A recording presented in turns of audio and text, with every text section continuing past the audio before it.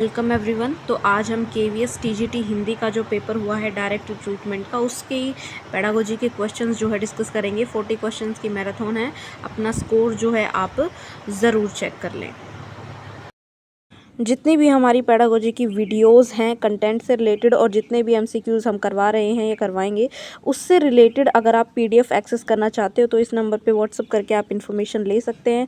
तो आज के क्वेश्चंस जो हैं वो हम स्टार्ट करते हैं। Question number 41, in Kohlberg theory of moral development, Kohlberg की जो मोरल डेवलपमेंट थ्योरी है यानी नैतिक विकास का जो सिद्धांत है, the influence of parents on child, जो पेरेंट्स का इन्फ्लुएंस रहता है बच्चों पे, वो किस अवस्था में माना गया है? कौन सी स्टेज पे होता है? कन्वेंशनल पे, पोस्ट कन्वेंशनल, प्री कन्वेंशनल या कॉन्क्रीट ऑपरेशनल? तो ये 3 स्टेजेस होती हैं। तो यहाँ पे पूर्व परंपरागत यानी प्री कन्वेंशनल, कन्वेंशन से जस्ट पहले प्री कन्वेंशनल स्टेज जो है इसका करेक्ट आंसर हो जाएगा। नेक्स्ट क्वेश्चन, क्वेश्चन नंबर 42, इन होम स्कूलिंग, जब भी होम स्कूलिंग आप कराते हैं, घर पे पढ़ाई आप कराते हैं, तो which one of the following dimension of the child's personality में बी लेस डेवलप, तो बच्चे की पर्सनैलिटी का कौन सा ऐसा पहलू है जिसका विकास कम होता है? कॉग्निटिव ग्रोथ, उसका इमोशनल डेवलपमेंट, उसके वैल्यूज़ या सोशलाइजेशन? तो यहाँ पे मोस्ट अप्रोप्रिएट जो ऑप्शन है वो रहेगा सोशलाइजेशन, सामाजिकरण, क्योंकि बच्चा जो है स्कूल में नहीं जाता, अलग अलग तरह के डिफरेंट बैकग्राउंड्स के, अलग अलग विचारों के बच्चों से नहीं मिलता, तो वहाँ पे एक टास्क है कि उसका सोशलाइजेशन जो है वो थोड़ा सा कम हो in comparison to home schooling. Home schooling में भी सोशलाइजेशन होता है, बट स्कूलिंग के जितना नहीं होता है। Next question, question number 43, keeping in view the cognitive development of adolescent यानी किशोरों की बात हो रही है, उनके कॉग्निटिव डेवलपमेंट को ध्यान में रखते हुए आप बताइए the classroom discussion and activities should preferably focus on, कि जो क्लास में चर्चाएं और क्रियाएं हो रही हैं उन्हें किस चीज़ पे फोकस करना चाहिए? इंट्यूटिव थॉट्स पे करना चाहिए, सिम्बॉलिक यानी प्रतीकात्मक चिंतन पर, ट्रायल एंड एरर मैकेनिज्म पर, या डिडक्टिव रीजनिंग पर? Obviously deductive reasoning, option number 4 जो है यहाँ पे करेक्ट होगा। एडोलेसेंट की बात हो रही है तो वो डिडक्टिव रीजनिंग जो है यहाँ पे कर पाएंगे। Next question, question number 44, a teacher finds that the adolescent student of his class learn by observation, एक अध्यापक को पाता है कि उसकी कक्षा के जो किशोर छात्र हैं वो अवलोकन के द्वारा सीखते हैं, ऑब्जर्वेशन से सीखते हैं।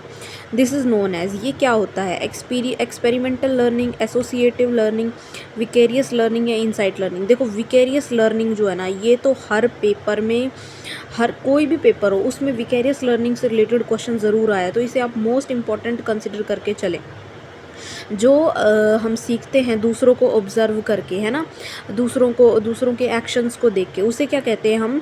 विकेरियस लर्निंग यानी प्रतिनिधिमूलक अधिगम। ठीक है, तो एक क्वेश्चन इससे रिलेटेड तो ज़रूर आएगा, हर पेपर में आया, तो ऑप्शन नंबर 3 जो है यहाँ पे करेक्ट हो जाएगा। Next question, question number 45, a teacher taught the concept of photosynthesis, एक टीचर है वो प्रकाश संश्लेषण जो है उसकी संकल्पना को पढ़ाता है। The teacher wants to ensure that, अब टीचर ये इंश्योर करना चाहता है the complete learning on the part of students has taken place, की जो इस टॉपिक की कंप्लीट तरीके छात्रों ने उसे पूर्ण रूप से अधिगम प्राप्त कर लिया है, and it can be verified if the students are able to, और ये वेरीफाई भी किया जा सकता है अगर छात्र यह कर पाएँ। क्या कर पाएँ?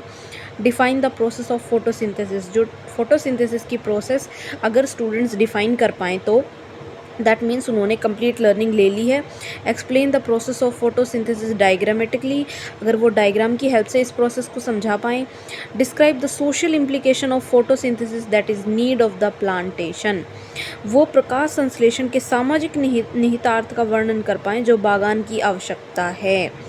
Differentiate between autotrophic photosynthesis and heterotrophic mode of nutrition. ठीक है, तो यहाँ पे ऑप्शन नंबर 3 जो है सबसे ज़्यादा करेक्ट होगा, क्योंकि टीचर ने फोटोसिंथेसिस का कॉन्सेप्ट जो है वो स्टूडेंट्स को पढ़ा दिया है और वो इंश्योर करना चाहता है कि उनको कंप्लीट तरीके से समझ में आ गया है, तो वो सोशल इम्प्लीकेशन देंगे कि सोसाइटी के अंदर इसका क्या यूज़ है या फिर कहाँ पे ये जो नॉलेज है ये एग्जिस्ट करती है। तो यहाँ पे ऑप्शन नंबर 3 जो है ये करेक्ट हो जाएगा। Next question, question number 46, in the context of human development, मानव विकास के संदर्भ में, which one of the following begins during gestation and continues throughout the child, इसमें से क्या गर्भवती से शुरू होकर समस्त बाल्यकाल तक जारी रहता है? मोटर डेवलपमेंट, गतिक विकास, रिफ्लेक्स एक्शन, प्रतिवर्ती क्रिया, कॉग्निटिव डेवलपमेंट, संज्ञानात्मक विकास या सेंसरी डेवलपमेंट, संवेदी विकास। तो यहाँ पे ऑप्शन नंबर 4 जो है करेक्ट होगा, सेंसरी डेवलपमेंट। ठीक है, next question, question number 47, Aman humans the process of emotional development is, कि ह्यूमंस में, मानवों में जो सांवेगिक विकास है वो प्रक्रिया कैसी होती है? लीनियर होती है, साइक्लिकल होती है, रेक्टिलिनियर होती है या पैराबोलिक होती है? तो ये साइक्लिक होती है, चक्रीय ये होती है। Next question, question number 48, Aman human beings which one of the following is a nectar ending in nature, कभी न समाप्त होने वाली प्रकृति क्या है मानवों में? मैचुरेशन, परिपक्व, पुबर्टी, वयसंधि, ग्रोथ या डेवलपमेंट, जो कभी ख़त्म नहीं होती। तो ऑब्वियसली क्या होती है, ये डेवलपमेंट होती है, क्योंकि ये लाइफ लॉन्ग प्रोसेस होती है। Next question, question number 49, conceptually the term growth and development are, conceptually यानी कॉन्सेप्ट के रूप में ग्रोथ एंड डेवलपमेंट क्या है? सेम है, डिफरेंट है, अपोजिट है या सिनोनिम है? तो यहाँ पे ऑप्शन नंबर 2 जो है करेक्ट होगा according to answer key, growth और डेवलपमेंट जो हैं एक दूसरे से भिन्न है। ठीक है, next question, question number 50, sequentially means development is, तो अनुक्रमिकता का अर्थ है कि विकास कैसे होता है? लीनियर होता है, प्रोग्रेसिव होता है, ऑर्डरली होता है या कोहेरेंट होता है? सीक्वेंशुअली मतलब सीक्वेंस में। ठीक है, एक सीक्वेंस में चीज़ें हो रही हैं, यानी पहले इतना फिर उतना, मतलब एक सीक्वेंस है। ठीक है, तो यहाँ पे जो करेक्ट आंसर होगा वो होगा ऑप्शन नंबर 3, ऑर्डर। सीक्वेंस का मतलब क्या होता है? ऑर्डर, की एक ऑर्डर में चीज़ें हो रही हैं। तो option number 3 will be correct here. Question number 51, which is not A pillar of learning, इनमें से कौन सा अधिगम का एक स्तंभ नहीं है? लर्निंग टू नो, जानने के लिए अधिगम, लर्निंग टू डू, करने के लिए अधिगम, लर्निंग टू सॉल्व प्रॉब्लम, समस्याओं को सुलझाने के लिए अधिगम, लर्निंग टू लिव टुगेदर या साथ रहने के लिए अधिगम। तो लर्निंग टू सॉल्व प्रॉब्लम्स, की समस्याओं को सुलझाने के लिए अधिगम किया जाता है। Next question, question number 52, which one is not a role of teacher in facilitating meaning making learning, एक अर्थ निर्माण अधिगम को सुगम बनाने में अध्यापक की भूमिका निम्नलिखित में से कौन सी नहीं है? देखते हैं कौन सी नहीं है। Creating an environment in which children would feel free to express their views, ये तो टीचर की भूमिका है भाई, बनाएगा वो ऐसा वातावरण जिसमें बालक स्वतंत्र रूप से अपने विचार रख सके। Having intimate knowledge of students interest, उसे स्टूडेंट्स के इंटरेस्ट, एटीट्यूड, पर्सनैलिटी, कैरेक्टरिस्टिक्स उनकी नॉलेज होगी, ये भी सही बात है, बिल्कुल होनी चाहिए। Recording of each students perception of the issue for the benefit of all students, her student के परसेप्शन की रिकॉर्डिंग रखेगा वो, ताकि उस विद्यार्थी का फ़ायदा किया जा सके, तो ये भी सही है।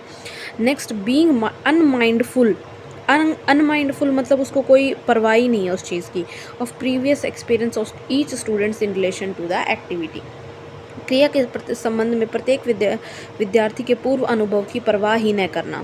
ठीक है, तो ये टीचर का काम नहीं है, और यही पूछा है कि कौन सा टीचर का रोल नहीं है, तो ऑप्शन नंबर 4 जो है यहाँ पे करेक्ट हो जाएगा। Next question, question number 53, which of the following methods involves reflective thinking, reasoning and results from the achievement of certain abilities, skills and attitudes, इनमें से कौन सा मेथड जो है रिफ्लेक्टिव थिंकिंग, रीजनिंग, रिजल्ट और इन सब चीज़ों को इन्वॉल्व करता है? तो प्रोजेक्ट मेथड है, डिस्कवरी मेथड है, प्रॉब्लम सॉल्विंग मेथड है या प्ले वे मेथड है? तो ऑब्वियसली ये प्रॉब्लम सॉल्विंग मेथड हो जाएगा, जिसमें थिंकिंग, रीजनिंग है, रिजल्ट आते हैं, सर्टेन एबिलिटीज, स्किल और एटीट्यूड, तो समस्या समाधान विधि ये होती है। Next question, question number 54, observational learning में not be promoted by, observation learning यानी अवलोकन करके जो अधिगम हम लेते हैं वो किसको बढ़ावा नहीं देता? ठीक है, प्रोवाइडिंग रिवार्ड कि आप बच्चे को पुरस्कार प्रदान करो, कर सकता है भाई ये तो। Discussing outcome of such learning with the students, विद्यार्थियों के अधिगम की परिणाम पर चर्चा करें हम। अवॉइडिंग रिहर्सल की अभ्यास ही ना करें। ठीक है, encouraging student for self assessment, तो ये फर्स्ट, सेकेंड और फोर्थ तो करेक्ट है। तो कौन सा प्रमोट नहीं करता? ऑब्जर्वेशनल लर्निंग, अभ्यास करने से बचें। ठीक है, इसको प्रमोट नहीं करता, तो ऑप्शन नंबर 3 जो है यहाँ पे करेक्ट हो जाएगा। Next question, question number 55, Which one of the following approach is not be commonly used for developing the curriculum?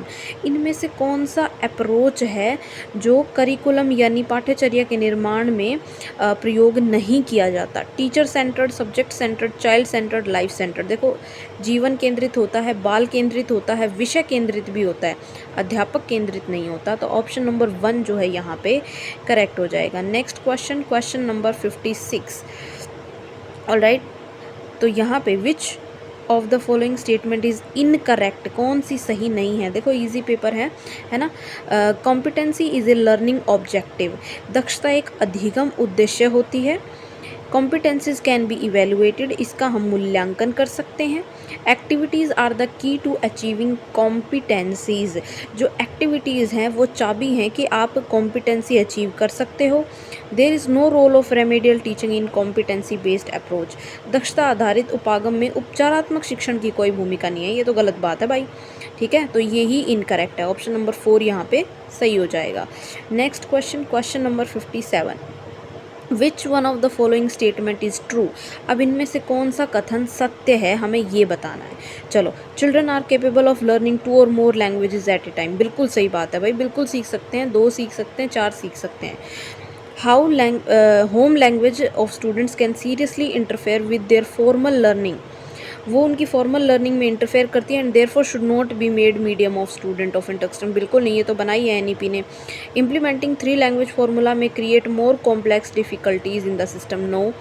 Multilingualism can not be used as a resource in India, बिल्कुल use किया जाता है, बिल्कुल किया जाना चाहिए, ठीक है। तो ऑप्शन नंबर, ये तीनों गलत है यहाँ पे, ऑप्शन नंबर 1 जो है यहाँ पे बिल्कुल ट्रू है, तो ऑप्शन नंबर 1 करेक्ट हो जाएगा।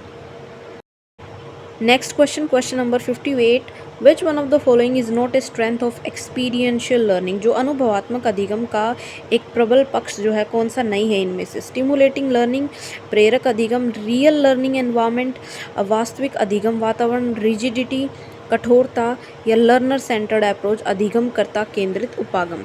ये स्ट्रेंथ किसकी नहीं है? जो स्ट्रेंथ नहीं है, अब कठोरता स्ट्रेंथ नहीं हो सकती भाई, ठीक है। तो ऑप्शन नंबर 3 जो है यहाँ पे करेक्ट हो जाएगा। Next question, question number 59। Quantitative data can be best analysed by, जो मात्रात्मक डाटा है उसको सबसे बढ़िया तरीके से विश्लेषण कैसे किया जा सकता है? असाइनमेंट से कर सकते हो, क्वेश्चनायर से कर सकते हो, प्रोजेक्ट से कर सकते हो, या पोर्टफोलियो।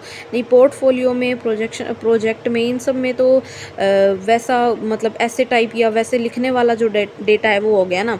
असाइनमेंट में भी हम ऐसे नहीं करते। क्वेश्चनायर सबसे बढ़िया होता है क्योंकि इसमें मार्क्स दिए जाते हैं कि भाई 10 आउट ऑफ 10 है ना, तो वो क्वांटिटी हो गई। तो सबसे बेस्ट क्वांटिटी किससे होती है? क्वेश्चनायर से, प्रश्नावली से। Next question, question number 60। Which one of the following is not A characteristic of good tool of evaluation, मूल्यांकन के अच्छे उपकरण की विशेषता कौन सी नहीं है? रिलिएबिलिटी, इनकम्प्रीहेंसिबिलिटी, वैलिडिटी, या ऑब्जेक्टिविटी, ठीक है। विश्वसनीयता, अबोधगम्यता, वैधता, या वस्तुनिष्ठता।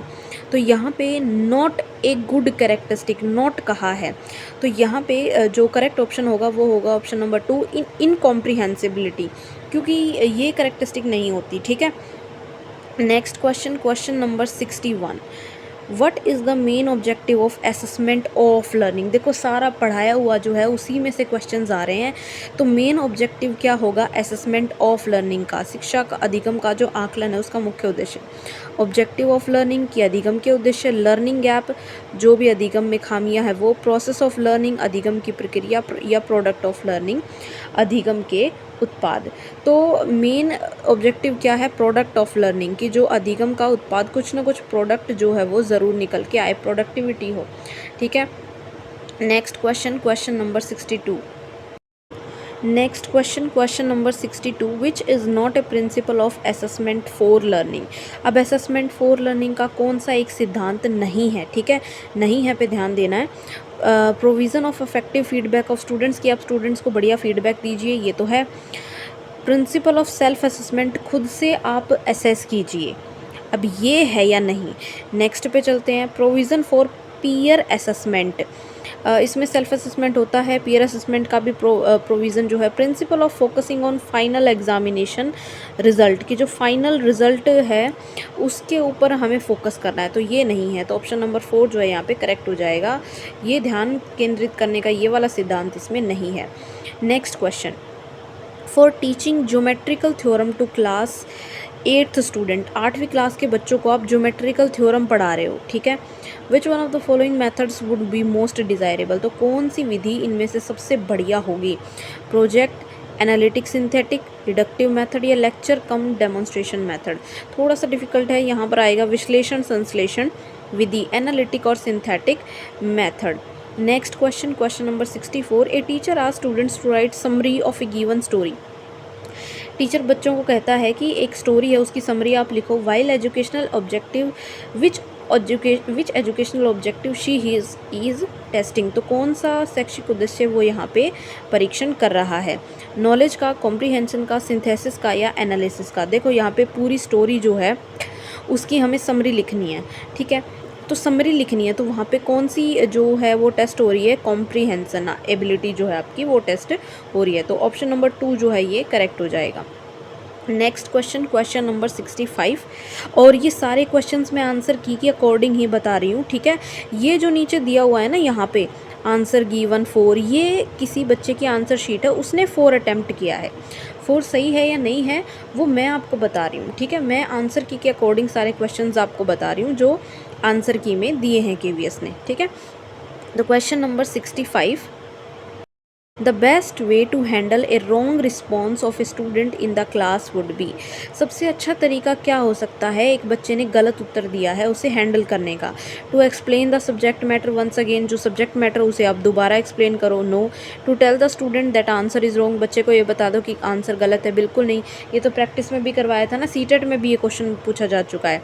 To ask another student to give the correct answer, आप दूसरे बच्चे से कहोगे कि आप सही आंसर दो। Explain and give another chance to answer. तो अब देखो 65 का जो करेक्ट आंसर की में जो दे रखा है वो है option number 3, to ask another student to give the correct answer. दूसरे बच्चे को आप चांस दीजिए कि आप सही आंसर करो, ठीक है। तो ऑप्शन नंबर 3 जो है यहाँ पे करेक्ट हो जाएगा। Next question, question number 66, in the context of diversity, विविधता के संदर्भ में which one of the following is an example of intra group differentiation, विविधता के संदर्भ में कौन सा अंतर समूह विभेदीकरण का एक उदाहरण है? Teaching and non teaching staff of school, की स्कूल का टीचिंग और non teaching staff. PGT of humanities commerce and science streams, की जो पीजीटी है वो ह्यूमैनिटी, कॉमर्स और साइंस स्ट्रीम के होंगे। Principals and school teachers, principal और स्कूल के टीचर। पीजीटी, टीजीटी और प्राइमरी टीचर। तो डाइवर्सिटी के कॉन्टेक्स्ट में कौन सा इंट्रा ग्रुप यानी अंतर समूह विभेदीकरण का उदाहरण है? अंतर समूह, तो ऑप्शन नंबर बी जो है करेक्ट हो जाएगा अकॉर्डिंग टू आंसर की। PGT of humanities commerce and science stream, मानविकी, वाणिज्य और विज्ञान विषय के PGT teachers. Next question, question number 67, according to person with disability act 1995, जो 1995 का पर्सन विद डिसेबिलिटी एक्ट है, means the person is suffering from not less than पूछा है कि जो व्यक्ति है किस में से कम निशक्तता से पीड़ित न हो। तो यहाँ पे क्या आंसर होगा? निशक्तता कितनी होनी चाहिए? 40% ऑफ एनी डिसेबिलिटी, तो 40% जो है वो कंसिडर की जाती है, तो यहाँ पे 40% जो है करेक्ट आंसर हो जाएगा। Next question, question number 68, the correct sequence of the stages of directive counselling is, निर्देशात्मक परामर्श की अवस्थाओं का सही क्रम कौन सा है यहाँ पर? तो ये हो जाएगा diagnosis, analysis, synthesis. No. Diagnosis, पहले ही डायग्नोसिस कैसे होगा? Prognosis, analysis. नो, पहले ये है एनालिसिस होगा, फिर उसको सिंथेसाइज करेंगे प्रोसेस को, डायग्नोज, फिर प्रोग्नोसिस, फिर काउंसलिंग और फिर फॉलो अप लगता है। तो ऑप्शन नंबर 4 जो है यहाँ पे करेक्ट हो जाएगा। नेक्स्ट क्वेश्चन, क्वेश्चन नंबर 69, यहाँ पे थोड़ा सा ब्लर है। Which one of the following cases shows that the student is mentally healthy, कौन सा केस यहाँ पे शो करता है कि जो स्टूडेंट है वो मेंटली हेल्दी है, ठीक है। A student who has failed in the examination, बच्चा एग्ज़ाम में फ़ेल हो गया है, feel sad for 2 to 3 days, 2-3 दिन उदास रहता है, and again start preparing for it, और दोबारा से प्रिपरेशन स्टार्ट करता है, ठीक है। Student who has failed in examination does not care and keeps enjoying life as before, उसको कोई मतलब ही नहीं है और अपनी लाइफ को इन्जॉय कर रहा है। Student who has failed in examination, fail हो गया है, फील सैड फॉर वीक्स, हफ्तों तक उदास है, and parents console him to again prepare for the examination, और उसे पेरेंट्स कंसोल कर रहे हैं। A student who has failed in examination feels guilty and decides to take a leave from school and stay home for a few days, बिल्कुल भी healthy नहीं है। Third और फोर्थ में अगर हफ्तों तक सैड है और इस तरीके से छुट्टी ले रहा है, तो थर्ड और फोर्थ में तो हेल्दी है ही नहीं। एक ये है सेकंड ऑप्शन में कि फ़ेल हो गया, उसे कोई मतलब ही नहीं है और लाइफ को ऐसे इंजॉय करता रहना, तो ये भी नहीं, तो ऑप्शन नंबर 1 जो है करेक्ट ये हो जाएगा। नेक्स्ट क्वेश्चन, क्वेश्चन नंबर 70 देखते हैं। Question number 70, for developing writing skills among the class 7 student, 7th class का बच्चा है, ठीक है, राइटिंग स्किल उसमें डेवलप करनी है। Which one of the following will be the best appropriate activity, सबसे अच्छी एक्टिविटी इसके लिए क्या होगी। Asking the student to describe the power of president, बच्चे से आप कहेंगे कि राष्ट्रपति की शक्तियाँ जो उसका वर्णन करो। Asking the student to describe my experience of class 7 का एक्सपीरियंस लिखवाएंगे उससे।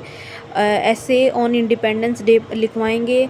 Title my one day at moon, मेरा एक दिन चांद पर, इसके शीर्षक का वर्णन करने के लिए आप कहेंगे, तो ऑब्वियसली सेकंड ऑप्शन जो है वो करेक्ट हो जाएगा, बिल्कुल साफ दिख रहा है ना। Next question, question number 71, which one of the following topics can not be taught to the school students, कौन से टॉपिक स्कूल के विद्यार्थियों को नहीं पढ़ाया जा सकता through community as a learning resource, community as a learning resource के रूप में। कॉन्सेप्ट ऑफ फ्लोरल डाइवर्सिटी, पुष्प वनस्पति विविधता की संकल्पना, ये तो पढ़ा सकते हैं। फर्मेंटेशन किण्वन की संकल्पना, ये भी पढ़ा सकते हैं। Concept of electron beam, concept of friction हम समझा सकते हैं कम्युनिटी से, बट इलेक्ट्रॉन बीम का जो कॉन्सेप्ट है ये एब्स्ट्रैक्ट कॉन्सेप्ट है, यानी अमूर्त चिंतन का विषय है, तो ऑप्शन नंबर 3 जो है यहाँ पे करेक्ट हो जाएगा, ये हम नहीं करवा सकते कम्युनिटी में। देखो community as a learning resource से भी एक क्वेश्चन तो पक्का बन के आ रहा है और इजी आ रहा है, और पेपर ज़्यादा डिफिकल्ट नहीं है अगर देखा जाए तो। जिन्होंने भी क्लासेस अच्छे से अटेंड किए हैं वो आराम से इन क्वेश्चंस को अटैम्प्ट कर लेंगे। Next question, question number 72, which one of the following may not be a function of A coach, अब कोच का इनमें से कौन सा काम नहीं है। कोच होता है ना, जैसे आप फुटबॉल सीख रहे हो तो कोच जो है आपको फुटबॉल सिखाता है, उसके रूल्स वगैरह सब बताता है, तो कौन सा कोच का फंक्शन यहाँ पे नहीं है। ट्रेनिंग, टीचिंग, मॉनिटरिंग या एडवोकेटिंग, देखो वो आपको मॉनिटर करेगा, बिल्कुल करेगा, आपको एडवोकेट करेगा यानी आपकी पैरवी करेगा, टीचिंग आपको सिखाएगा, आपको ट्रेन करेगा, तो ऑप्शन नंबर 4 करेक्ट है, वो आपकी पैरवी नहीं करेगा, ठीक है। Next question, question number 73, which one of the following options में not be characteristic of educational instruction, यानी शैक्षिक निर्देश का कौन सा एक लक्षण नहीं हो सकता इनमें से। Instructions are about dos and don'ts, जो निर्देश हैं वो क्या नहीं करना है और क्या करना है के बारे में होते हैं। Instruction involve detailed information, instructions जो होते हैं उनके अंदर डिटेल्ड इन्फॉर्मेशन होती है। इंस्ट्रक्शंस आर वार्निंग्स, निर्देश जो है चेतावनी होते हैं, निर्देश एक कार्य को करना आसान कर देते हैं। मे नॉट बी कैरेक्टरिस्टिक, ये कैरेक्टरिस्टिक कौन सा नहीं है, तो ऑब्वियसली इंस्ट्रक्शंस आर वार्निंग, निर्देश चेतावनी थोड़ी होते हैं, ठीक है, तो ऑप्शन नंबर 3 यहाँ पे करेक्ट है। See how easy this questions are, तो जिसने भी कॉन्सेप्ट सही से किया है उसको इसमें प्रॉब्लम नहीं होगी। While setting goals in teaching learning, कि शिक्षण अधिगम के उद्देश्य तय करने में शिक्षक किस तथ्य को अनदेखी कर सकता है। सेट गोल्स आर अचीवेबल, तय लक्ष्य प्राप्त किए जा सकते हैं। Set goals are understandable by each students, जो तय लक्ष्य हैं सभी छात्रों द्वारा भली भांति समझने योग्य हैं। Set goals are finally and fully achieved, ये जो गोल्स हैं ये फुली अचीव्ड होने चाहिए बाय वन एंड ऑल, ठीक है। Set goals are set in easy language, आसान भाषा में होते हैं, तो यहाँ पे ऑप्शन नंबर 3 जो है ये करेक्ट हो जाएगा। Next question, question number 75, which one of the following में not be a characteristic of school teacher as a team builder, अब स्कूल टीचर की बात हो रही है एज ए टीम बिल्डर में, तो उसका कौन सा कैरेक्टरिस्टिक नहीं है। मोटिवेटर, मोटिवेट करेगा वो। कोऑर्डिनेटर यानी समन्वयक, डेमोक्रेटिक कंट्रोलर, प्रजातांत्रिक नियंत्रक, या एम सेटर, एम को सेट करने वाला। तो यहाँ पे क्या नहीं होगा, वो होगा ऑप्शन नंबर 4, एम सेटर नहीं होता यहाँ पे, ठीक है। बाकी सब टीचर होता है as a team builder. Next question, question number 76, the task of school leadership is not to, school नेतृत्व का कौन सा कार्य यहाँ पे नहीं है, देखो नहीं पे फोकस करना है। Stimulate learners to win a sports trophy, उसे ट्रॉफी जीतने हेतु प्रेरित करना है। पास जजमेंटल रिमार्क, उसे जजमेंट, उस पर निर्णयात्मक टिप्पणी आपने करनी है।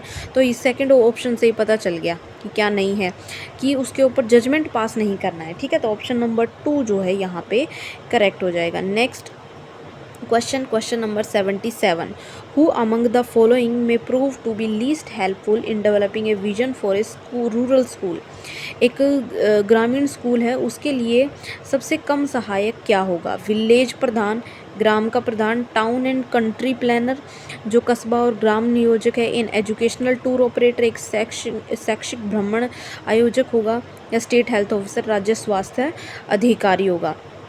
यहाँ पे ऑप्शन नंबर 3 करेक्ट होगा, एक एजुकेशनल टूर ऑपरेटर जो है वो ज़्यादा हेल्पफुल होगा, जो सबसे कम हेल्पफुल होगा जो रूरल स्कूल है उसका विजन सेट करने में।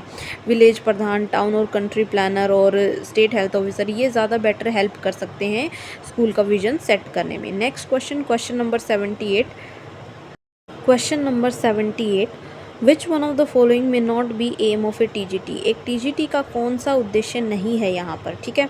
Remember by heart the part of Indian constitution, की वो इंडियन कॉन्स्टिट्यूशन एजुकेशन है उसको याद रखेगा। Training in following traffic rules, वो ट्रैफिक रूल्स को फॉलो करने में ट्रेंड होगा। Help in making civilise citizen, सभ्य नागरिक बनाने में सहायता देगा, बिल्कुल देना चाहिए। Training students for thinking and reasoning, छात्रों को सोचने और तर्क करने का प्रशिक्षण देना, ये भी होगा। तो यहाँ पे करेक्ट आंसर होगा ऑप्शन नंबर 1 कि remember by heart the part of Indian constitution education, ठीक है, ये उसका ज़्यादा इंपॉर्टेंट एम नहीं है।